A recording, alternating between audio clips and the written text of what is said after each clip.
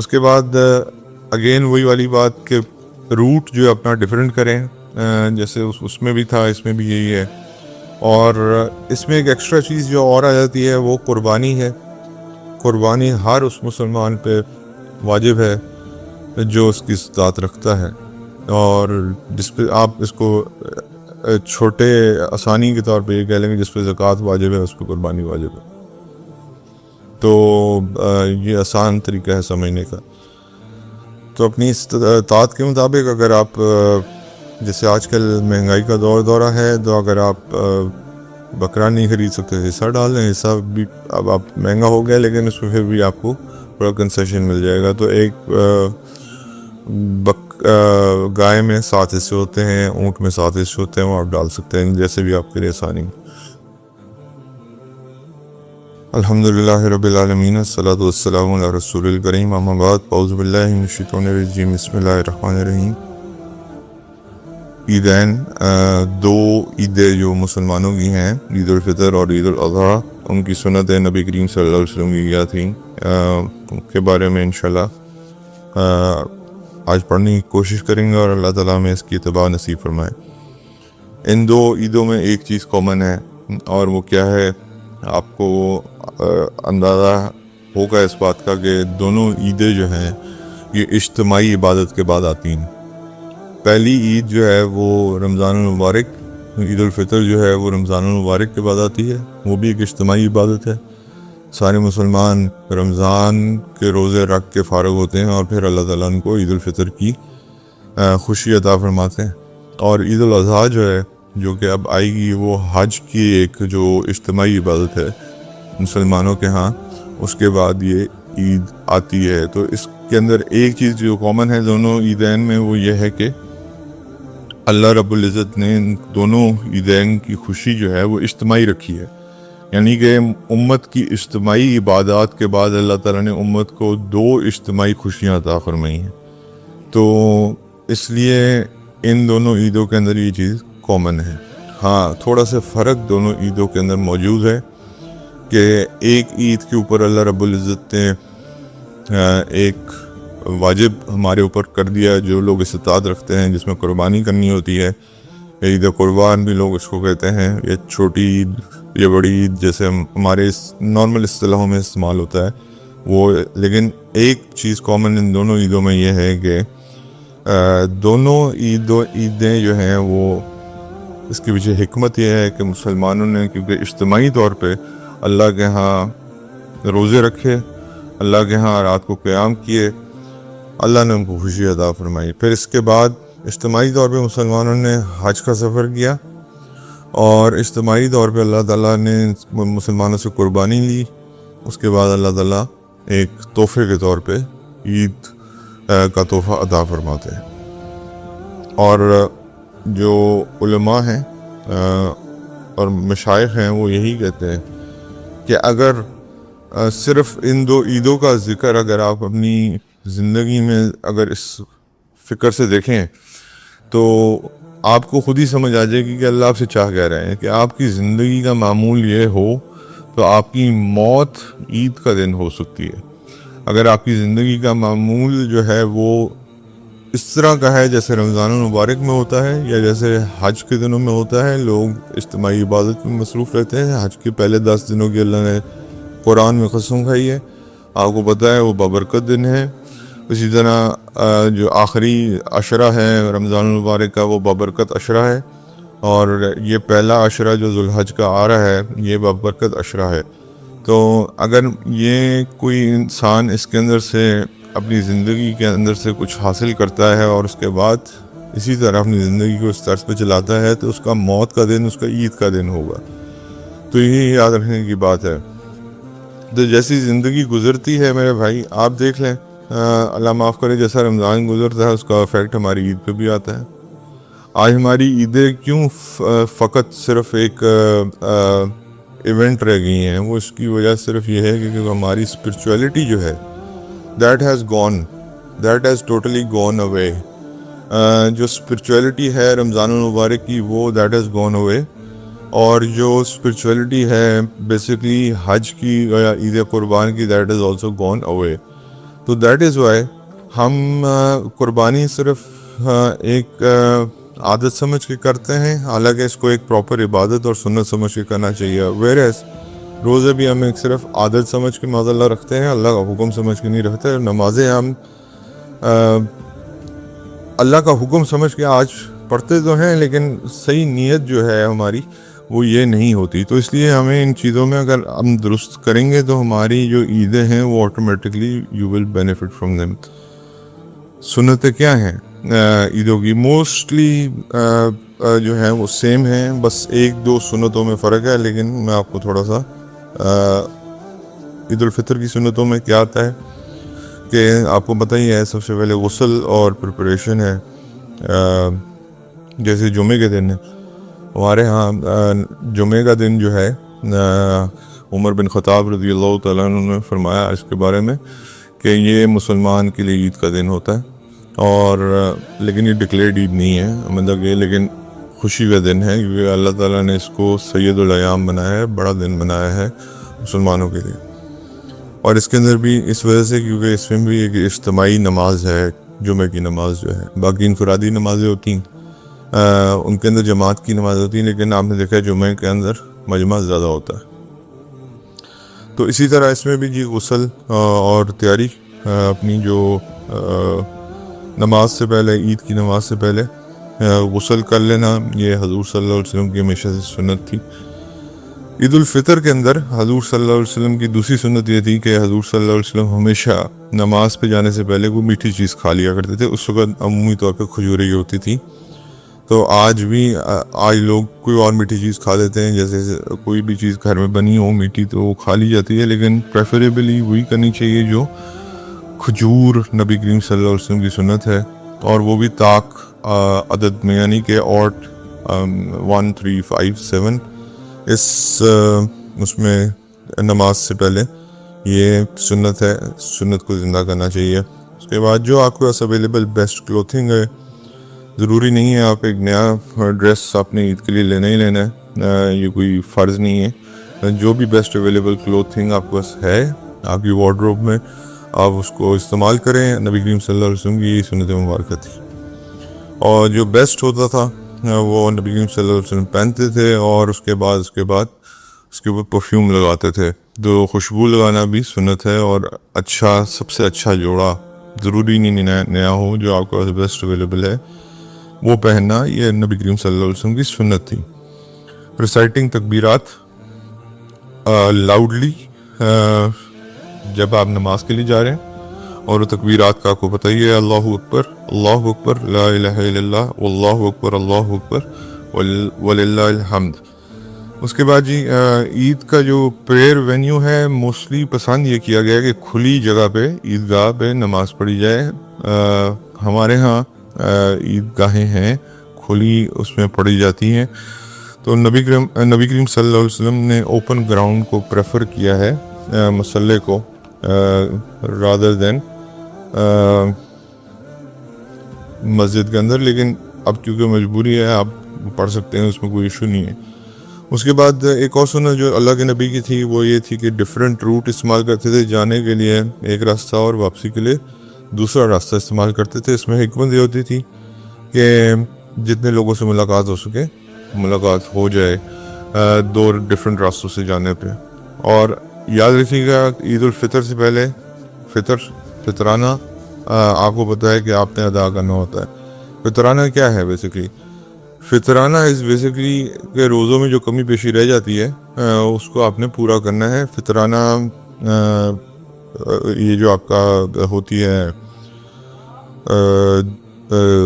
گندم، جو، پھر اس کے بعد کشمش، کھجور، اپنی استطاعت کے مطابق جو بھی آپ کو ہو، لیکن جس کی استطاعت اچھی ہے وہ کم از کم گندم کے اوپر فطرانہ نہ دے، اس کو چاہیے کہ کھجور یا کشمش کے اوپر فطرانہ دے. اگر اللہ تعالیٰ نے دیے ہوئے ہیں تو اس کے اوپر پورا اللہ کے راستے میں خرچ کریں. اور اس کے بعد جی یہ ہر سال فطرانے کی ایک فکسڈ اماؤنٹ علماء ڈکلیئر کر دیتے ہیں. یہ نماز سے پہلے آپ نے کلیئر کرنی ہے. نماز سے پہلے کلیئر کرنے کا مطلب یہ ہے کہ آپ یہ روزوں میں رمضان میں بھی دے سکتے ہیں. تو یہ یاد رکھیے گا کہ before your prayers you have to clear this. یہ آپ کا بیسک وہ ہے. اس کے بعد گریٹنگ اینڈ کنگریچولیشنس, ایک دوسرے کو ملنا, اپنی فیملی اینڈ فرینڈس کو ملنا. تقبل اللہم منا ومنکم, یہ دعا ہے نبی کریم صلی اللہ علیہ وسلم نے یہ دعا ہمیں سکھائی ہے کہ may Allah accept from us and you, یعنی کہ جو رمضان میں آپ نے عبادات کی اللہ تعالیٰ ان کو قبول فرمائے. اچھا, میں ایک بات آپ کو یہاں پہ بتا دوں کہ ہم عید کے اوپر گلے ملنا جو ہے کہیں سے ثابت نہیں ہے, لیکن ہم نے انفارچونیٹلی اس کو ایک سمبل بنا لیا ہے. حضور صلی اللہ علیہ وسلم سے ثابت نہیں ہے عید کے اوپر معانقہ کرنا ہے, گلے ملنا.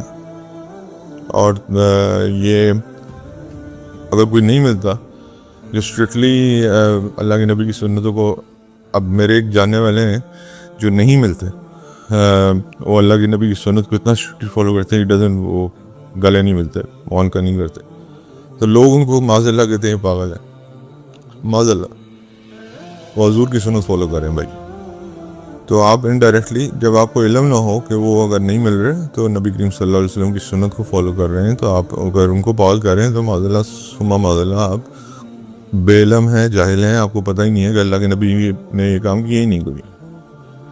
ٹھیک ہے, آپ اس نیت سے نہ ملیں گے, میں سنت طریقہ ہے, آپ ویسے ملنا چاہیں مل لیں گلے, لیکن don't make it propagate it like that کہ یہ سنت نہیں ہے. تو it should be very clear, گلے ملنا سنت نہیں ہے. یہ دعا دینا جو میں نے آپ کو بتائی ہے یہ سنت ہے. اس کے بعد اوائڈنگ فاسٹ, یعنی کہ ظاہری بات ہے آپ کو پتہ ہی ہے کہ عید الفطر کے دن روزہ نہیں رکھا جاتا, کیونکہ شوال کا پہلا دن ہوتا ہے اور شوال کے اندر 6 روزے ہیں آپ کو پتہ ہے. لیکن پہلے دن میں حضور صلی اللہ علیہ وسلم نے سختی سے منع فرمایا ہے کہ عید کے دن روزہ نہیں رکھنا. ایڈیشنل پریکٹسز کیا ہیں؟ آپ ریجوائس کر سکتے ہیں, expressing your joy and happiness, sharing meals with your family and friends. اس کے بعد خطبہ سننا جو ہے وہ واجب ہے, عید کی نماز واجب ہے اور خطبہ واجب ہے, یہ یاد رکھیے گا. اس کے اندر سب سے بڑا جو امپورٹنٹ چیز ہے وہ خطبہ ہے, عربی خطبہ جو ہوتا ہے. واز کی بات نہیں کر رہا, اردو واز کی بات نہیں کر رہا, خطبے کی بات کر رہا ہوں, وہ واجب ہے. اور یہ یاد رکھیے گا رمضان المبارک کے بعد جب ہم اکثر لوگ کی جب عید کا دن ہوتا ہے فجر قضا ہو جاتی, فجر پڑھنا فرض ہے, عید کی نماز پڑھنا واجب ہے. تو یاد رکھیے گا کہ فجر از اسٹل بگر پریئر دین عید الفطر یا عید الاضحیٰ پریئر. تو ہمارے ہاں یہ ایک بڑا انفارچونیٹلی یہ اس میں ہم بہت زیادہ جو ہے نا پیچی ہیں, اور اللہ معاف کرے ہماری نمازیں خراب ہونا شروع ہو جاتی ہیں فوراً رمضان کے بعد. تو یاد رکھیے گا کہ آپ اور عام طور پہ سوسائٹی میں یہ چیز آپ دیکھ بھی لیں, اگر آپ عید کی نماز نہیں پڑھ رہے تو لوگ آپ کو شاید کہیں گے یار عید کی نماز تو پڑھنا نہیں آیا, لیکن آپ کو یہ سننے کو نہیں ملے گا فجر پہ نہیں آیا تھا. دس مینس کہ اتنی ہم جاہل ہو چکے ہیں کہ ہمارے لیے عید کی نماز فرض نماز سے بڑھ گئی ہے, حالانکہ وہ واجب کے درجے میں آتی ہے. اگلی چیز جو ہے چیریٹی ہے, یعنی کہ اللہ کے راستے میں خرچ کریں اس دن, اور جتنے غریب لوگ کا خیال کر سکتے ہیں کریں. اصل مقصد عید کا یہی ہے. اسی طرح جی عید الاضحیٰ کی جو سنتیں ہیں وہ بھی موسٹ یہ جیسے میں نے آپ کو بتایا کہ ساری آلموسٹ اوور لیپ کرتی ہے, صرف 2 کے علاوہ. غسل اور پیوریفیکیشن اس میں اللہ کے نبی نے بھی کیا, وہی معاملات ہیں. پھر اسی طرح بیسٹ کلوتھنگ جو آپ کو اویلیبل ہے, فریگرنس وہ. اچھا یہاں پہ یہ تیسری سنت جو ہے یہ تھوڑی سی فرق ہے. اس میں حضور صلی اللہ علیہ وسلم کیا کرتے تھے, کچھ میٹھا کھا کے جاتے تھے. اس میں نبی کریم صلی اللہ علیہ وسلم کیا کرتے تھے, کچھ نہیں کھاتے تھے. قربانی کے بعد قربانی کا گوشت جب تیار ہو جاتا ہے اس کو ہی استعمال کر کے اپنا fast in a sense break fast جو یعنی کہ صبح جو پہلا چیز وہ کھاتے تھے وہ قربانی کا گوشت ہی ہوتا تھا. تو یہ ایک اس میں آپ आपको ये पता जो हमने सुनने में पढ़ा कि वो सुबह नबी करीम सल्लल्लाहु अलैहि वसल्लम नमाज से पहले कुछ मीठा खा के जाते थे, खजूर खा के जाते थे. इसमें you delay your breakfast and अगर तो आपका सुन्नत ये है कि नमाज पढ़ाएं और उसके बाद कुर्बानी द फर्स्ट मील जो आपका हो वो कुर्बानी का हो, प्रेफरेबली. सुन्नत है, करेंगे तो इंशाल्लाह बहुत सवाब होगा.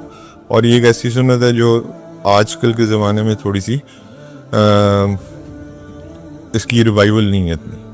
और उसके बाद तकबीरात हैं, वही तकबीरात हैं अल्लाहु अकबर, अल्लाहु अकबर, ला इलाहा इल्लल्लाह, अल्लाहु अकबर, अल्लाहु अकबर वलिल्लाहिल हम्द. ये एक और फ़र्क है. उसमें तकबीरात जो हैं ईद उल फितर में वो आपने सिर्फ आते जाते पढ़नी है. इसमें अयाम तशरीक मैंने आपको बताया था 9 ज़िलहज से शुरू होते हैं फजर के वक्त से लेके 13 ज़िलहज की असर तक, जिसमें आप नमाज में जब जाते हैं तो आप देखते हैं कि इमाम और प्लस जो मुक्तदी होते हैं वो ऊंची तकबीरात पढ़ते हैं. एक दफ़ा पढ़ना वाजिब है, 3 दफ़ा पढ़ना सुन्नत है ऊंची आवाज़ के साथ मर्द के लिए. और औरतों के लिए, ख़वातीन के लिए it's for the low voice. ये तकबीरात उन्होंने हर फ़र्ज के बाद पढ़नी है. तो ये थोड़ा सा फ़र्क है. उसमें जो तकबीरात हैं वो आप नमाज की ईदगाह की तरफ जाते हुए पढ़ेंगे और वापसी भी पढ़ेंगे. इसमें आपने 4 दिन लगातार तकबीरात पढ़नी है हर फ़र्ज नमाज के बाद. उसके बाद अगेन वही वाली बात कि रूट जो अपना डिफरेंट करें, जैसे उसमें भी था इसमें भी यही है. और इसमें एक एक्स्ट्रा चीज़ जो और आ जाती है वो कुर्बानी है. कुर्बानी हर उस मुसलमान पे वाजिब है जो उसकी इस्तात रखता है, और जिस पे आप इसको छोटे आसानी के तौर पे ये कह लेंगे जिस पे ज़कात वाजिब है उसको कुर्बानी वाजिब है. तो ये आसान तरीका है समझने का.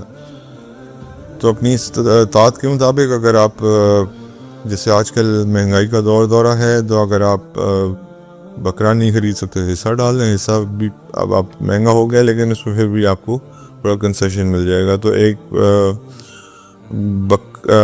गाय में 7 हिस्से होते हैं, ऊँट में 7 हिस्से होते हैं, वो आप डाल सकते हैं जैसे भी आपके लिए आसानी. अगेन ग्रीटिंग्स, वही तकब्बलल्लाहु मिन्ना व मिनकुम, यानी कि अगर आपने जो भी अल्लाह के रास्ते में अमाल किए हैं अल्लाह ताला कबूल फरमाए, आपकी कुर्बानी को कबूल फरमाए. दूसरे को इस तरह ग्रीट करें. अगेन मैं दोबारा जोर डाल रहा हूँ इस बात पे, गले मिलना सुन्नत नहीं है. और अगर कोई नहीं मिलता तो उसको खुदा के लिए पागल मत कहें, क्योंकि पागल वो नहीं जाहिल हम हैं.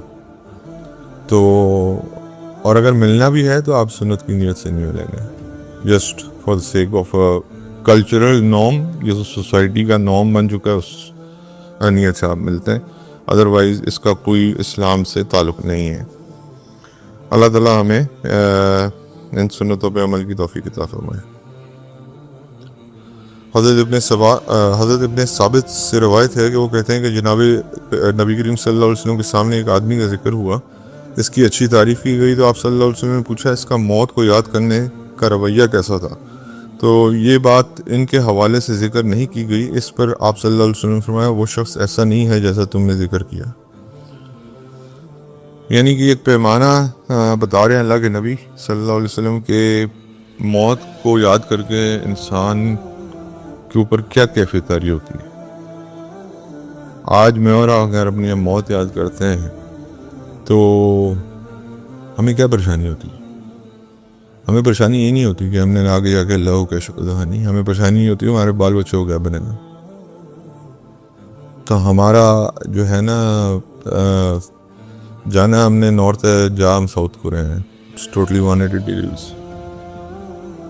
अल्लाह में माफ़ फरमाए. हज़रत रबी से रवायत है कि वो कहते हैं कि जनाब रसूलुल्लाह सल्लल्लाहु अलैहि वसल्लम ने इरशाद फरमाया दुनिया से बेरग़बती दिलाना और आखिरत का शौक़ दिलाने के लिए मौत ही काफ़ी. दुनिया से बेरग़बती आपको सिर्फ एक चीज़ ही दिलाती है और वो मौत है. अगर आपको ये याद हो ना कि एवरीथिंग हैज़ टू एंड, जितना मर्ज़ी मैं कमा लूँ, जितना मर्ज़ी मैं रह लूँ, but it has to and eventually. तो वो फिर आपको दुनिया जो है वो कभी भी उस तरह अट्रैक्ट नहीं करेगी.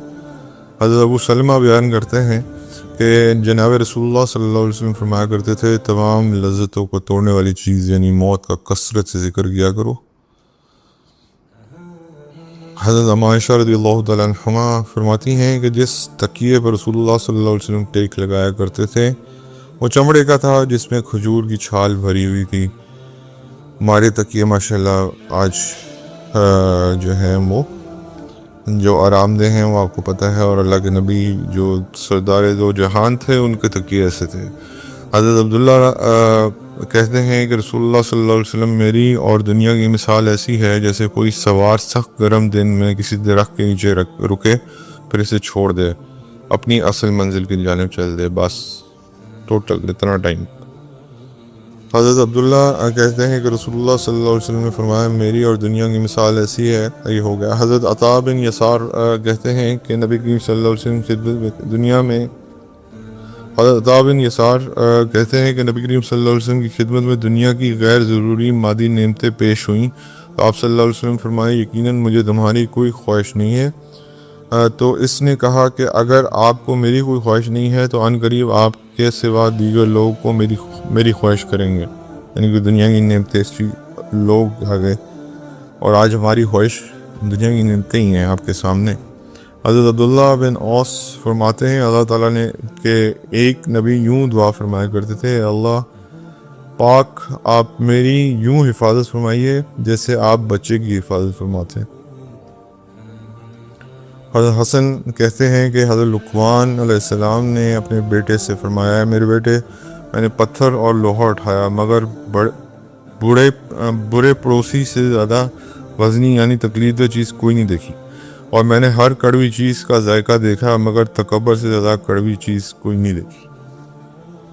حضرت سیار کہتے ہیں حضرت لقمان علیہ السلام سے عرض کیا گیا کہ آپ کی حکمت اور دانائی کا حاصل کیا ہے؟ انہوں نے فرمایا میں نے اس چیز کا سوال نہیں کرتا جس کی مجھے حاجت نہ ہو اور ایسا کام نہیں کرتا جس کا کوئی فائدہ نہ ہو. حضرت لقمان علیہ السلام آپ کو پتہ ہے ان کا قرآن میں اللہ نے پوری صورت ان پہ نازل فرمائی. ان کی حکمت مشہور تھی، اللہ تعالیٰ نے ان کو نبوت بھی آفر ہوئی اور حکمت بھی آفر ہوئی، انہوں نے حکمت ایکسیپٹ کی. حضرت زید بن اسلم سے روایت ہے کہ وہ کہتے ہیں کہ جناب رسول اللہ صلی اللہ علیہ وسلم نے ارشاد فرمایا اللہ تعالیٰ جنت میں صرف اس کو داخل کریں گے جو جنت کی امید رکھتا ہو، اللہ تعالیٰ جہنم میں صرف اس کو بچائیں گے جو اس کا خوف کھاتا ہو، اور اللہ تعالیٰ صرف اسی پر رحم کریں گے جو رحم کرتا ہو. حضرت سعد بن مسعود رضی اللہ تعالیٰ عنہ سے روایت ہے کہ وہ کہتے ہیں کہ جناب رسول اللہ صلی اللہ علیہ وسلم نے ارشاد فرمایا البتہ فقر مومن کو اس سے بڑھ کر زینت دیتا ہے جتنا کہ گھوڑے کی رخسار پر خوبصورت لگام. حضرت مخول رحیم اللہ سے روایت ہے کہ وہ کہتے ہیں کہ مجھے یہ بات پہنچی کہ جناب رسول اللہ صلی اللہ علیہ وسلم نے ارشاد فرمایا کوئی بندہ ایسا نہیں ہے جو 40 صبح خالص کر دے مگر یہ کہ حکمت کے چشمے سے اس کے دل اس کی زبان پر ظاہر ہو جاتے ہیں. یعنی کہ 40 دن بیسیکلی اللہ کے راستے میں اگر وہ خالصتاً بیٹھے تو اللہ تعالیٰ اس کے سامنے حکمت کے دروازے کھول دیتے ہیں. حضرت حسن سے روایت ہے کہ وہ کہتے ہیں کہ جناب رسول اللہ صلی اللہ علیہ وسلم نے ارشاد فرمایا تم اعمال میں اتنی مشقت برداشت کرو جتنی طاقت تم میں ہو، اس لیے تم میں سے کوئی یہ بات نہیں جانتا کہ اس کی اجل کا وقت کیا ہے. اجل موت تو کہتے ہیں. حضرت حسن سے روایت ہے کہ وہ کہتے ہیں کہ جناب رسول اللہ صلی اللہ علیہ وسلم نے ارشاد فرمایا بے شک اللہ تعالیٰ کسی بندے کا عمل قبول نہیں کرتے یہاں تک کہ اس سے راضی ہو جائیں. حضرت ابو جعفر سے روایت ہے کہ وہ کہتے ہیں کہ جناب رسول اللہ صلی اللہ علیہ وسلم نے ارشاد فرمایا کہ اعمال میں شدید اعمال 3 ہیں، اللہ تعالیٰ کا ہر حال میں ذکر کرنا، اپنے نفس سے انصاف کرنا اور مال میں مواسات کرنا. حضرت براء بن عازب سے روایت ہے وہ کہتے ہیں کہ جناب رسول اللہ صلی اللہ علیہ وسلم نے ارشاد فرمایا ایمان کے کڑوں میں سے مضبوط ترین کڑا اللہ کے لیے محبت ہے اور اللہ کے لیے بغض ہے. حضرت اما عائشہ رضی اللہ تعالیٰ عنہا سے روایت ہے کہ وہ کہتی ہیں کہ حضور صلی اللہ علیہ وسلم نے ارشاد فرمایا اے عائشہ تم چھوٹے چھوٹے اعمال گناہوں سے بھی اپنے آپ کو بچاؤ کیونکہ ان کے لیے بھی اللہ تعالیٰ کی طرف سے طلب کرنے والا ہوتا ہے. یعنی کہ چھوٹے گناہ جن کو ہم عام سمجھتے ہیں اللہ کے نبی ان سے بچنے کا تلقین فرما رہے ہیں. حضرت عبداللہ بن عمر رضی اللہ تعالیٰ عنہ کہتے ہیں کہ میں نے جناب نبی کریم صلی اللہ علیہ وسلم کو کہتے ہوئے سنا میری امت کے منافقین میں اکثر حضرت عبداللہ بن عمر رضی اللہ تعالیٰ عنہما کہتے ہیں کہ میں نے جناب نبی کریم صلی اللہ علیہ وسلم کو کہتے ہوئے سنا میری امت کے منافقین میں سے اکثر امت کے قرہ ہوں گے، یعنی کہ جو اللہ معاف فرمائے جی اللہ حفاظت فرمائے والی۔ حضرت محمد بن واصف فرماتے ہیں حضرت لقمان علیہ السلام نے اپنے بیٹے سے فرمایا کہ اے میرے بیٹے تو اللہ تعالیٰ سے ڈر تاکہ لوگ تجھے اس حالت میں نہ دیکھیں کہ تو بظاہر تو اللہ سے ڈرتا ہے اور تیرا دل گناہوں سے بھرا ہوا ہے۔ یہ جو ہمارا مسئلہ آج کل اصل میں وہ ہے۔ حضرت عبید بن عمیر کہتے ہیں کہ حضرت لقمان علیہ السلام نے اپنے بیٹے سے فرمایا کہ اے میرے بیٹے کوئی خون سے بھرا ہوا طاقتور آدمی تمہیں تعجب میں مبتلا نہ کرے، کیونکہ اللہ تعالیٰ کی طرف سے اس کے لیے ایک ایسا قاتل متعین ہے جو کبھی نہیں مرتا۔ حضرت حسن سے مروی ہے کہ حضرت داؤد علیہ السلام نے فرمایا میرے معبود برحق اگر میرے ہر بال کے دو زبانیں ہوتی تو دن اور رات آپ کی تسبیح میں مشغول ہوتی تو بھی آپ کی کسی ادنا سی نعمت کا شکر بجا لینے کا حق ادا نہ کر پاتی۔ حضرت حسن کہتے ہیں کہ بے شک ایوب علیہ السلام کو جب کوئی آزمائش پیش آتی تو آپ علیہ السلام فرماتے آپ ہی اپنی نعمتوں کو روک لیتے ہیں یا واپس لے لیتے ہیں اور آپ ہی نعمتوں کو عطا فرماتے ہیں۔ آپ جب تک میری سانسوں کی ڈور باندھے رکھیں گے میں آپ کو عمدہ انداز میں امتحان پر آپ کا شکر گزار رہوں گا۔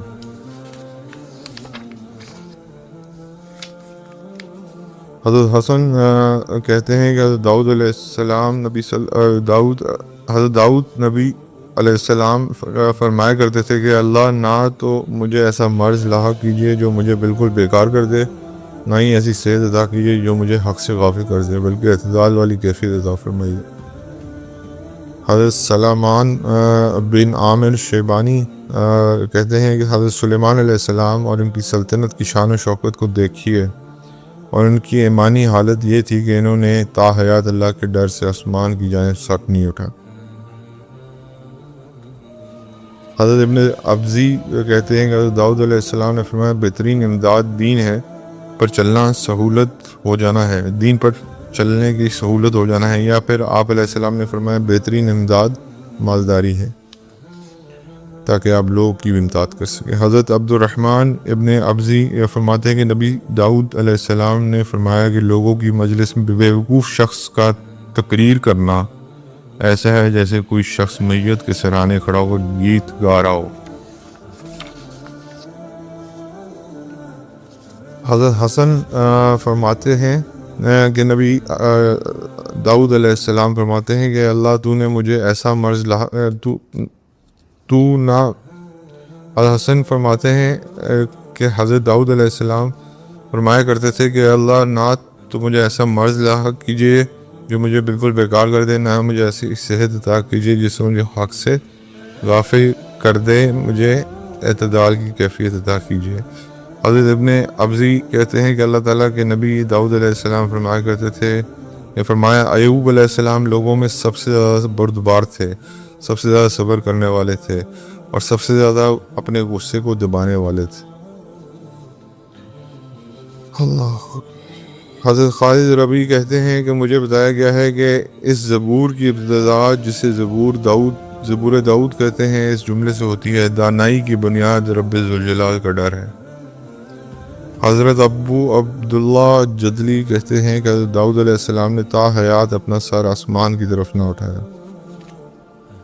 حضرت میمون بن استاذ کہتے ہیں کہ حضرت عیسیٰ بن امام مریم علیہ السلام نے فرمایا کہ اگر گروہ انصار مسجدوں کو اپنا گھر بنا لو اور گھروں کو محض مہمان خانوں کی طرح استعمال کرو، اس دنیا میں تمہارے لیے کوئی ٹھکانہ مستقبل نہیں ہے تو تم بس راہگیر ہوگے۔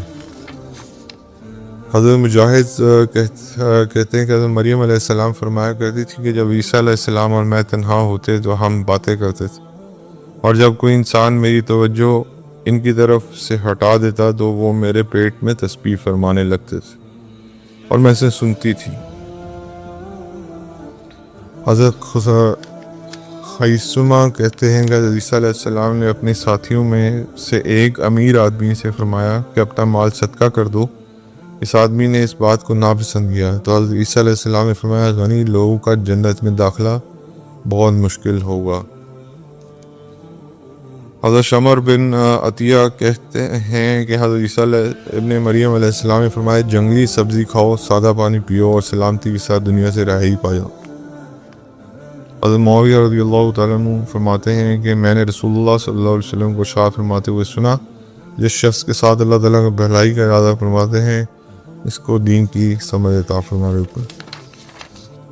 سلیمان بن موسیٰ سے روایت ہے کہ رسول اللہ صلی اللہ علیہ وسلم نے فرمایا جس شخص نے اس میراث کی خلاف ورزی کی جس کو اللہ تبارک تعالیٰ نے اپنی کتاب میں فرض کیا ہے تو اللہ تبارک تعالیٰ جنت میں اس کی وراثت ختم فرما دیں گے۔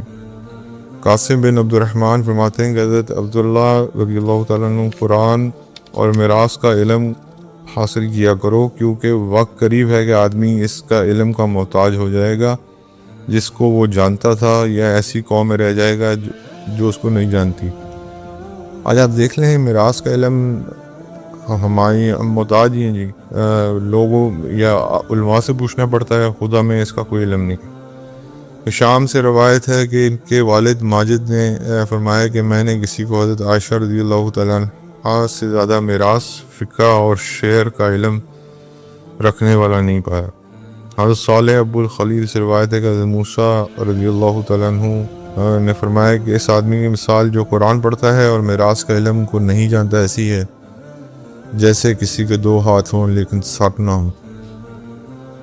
ابراہیم علیہ السلام رحیم اللہ فرماتے ہیں کہ حضرت عمر رضی اللہ تعالیٰ عنہ نے ارشاد فرمایا علم میراث کو حاصل کرو کیونکہ میراث تمہارے دین کا حصہ۔ اللہ ہمیں اور بھی غفری کی طرف ہے۔ جزاک اللہ۔